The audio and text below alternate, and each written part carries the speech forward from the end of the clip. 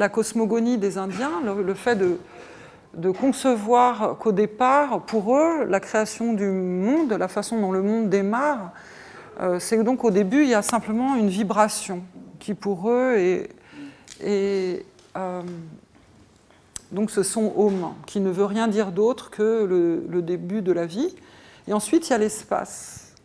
Et ensuite, cet espace se met en mouvement et ça donne l'air.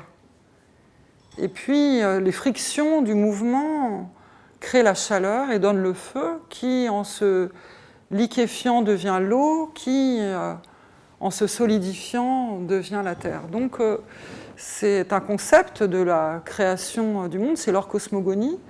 Et ensuite, le fait de réaliser qu'on est réellement fait, donc ils considèrent qu'on est fait des mêmes éléments que l'univers, et le fait de réaliser qu'on est réellement fait de ces éléments dans notre corps, que notre matière la plus solide, c'est donc nos os, nos cheveux, nos ongles, nos dents.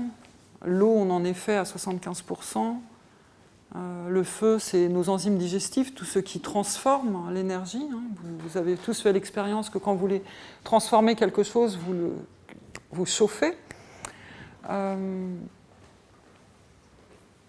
Il y a aussi le feu, bien sûr, dans les yeux. On parle bien d'un regard éclairé ou d'un regard éteint. On parle aussi d'intelligence, le feu aussi dans l'esprit.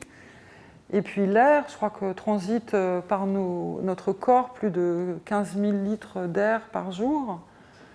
Et puis l'éther, donc, c'est toutes ces cavités en nous qui permettent que tous ces éléments circulent et interagissent. Et donc le fait de réaliser que c'est bien une notion concrète et pas seulement des idées poétiques. Et donc tout le concept de l'Ayurveda, c'est d'arriver à équilibrer les éléments. Et c'est vrai que vous avez tous sûrement un ami qui peut vous venir à l'esprit si je vous parle de quelqu'un, par exemple, qui aurait un excès de feu, quelqu'un d'un peu colérique, qui aurait tendance à avoir la peau qui rougit vite, qui aurait tendance à avoir des acidités gastriques. Donc ça, c'est un témoignage d'excès de feu.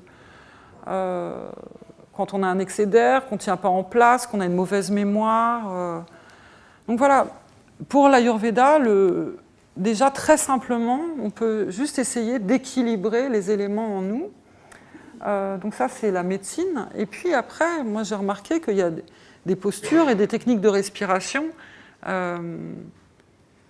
qui permettent de contacter bien l'élémentaire, de s'ancrer dans la terre, de prendre conscience de comment on place ses pieds pour avoir un meilleur aplomb, de cultiver l'équilibre, etc. Il y a des techniques réellement qui nous permettent de mettre en mouvement tous les fluides du corps. Et donc, quand j'ai fait ce repérage, qu'il y a des techniques qui peuvent correspondre à chacun des éléments, je me suis dit, bon, comme c'est en fait, en réfléchissant dans mes stages où je cherchais toujours des thèmes, je me suis dit, ça serait génial d'essayer d'explorer comment bien contacter et harmoniser les éléments en nous.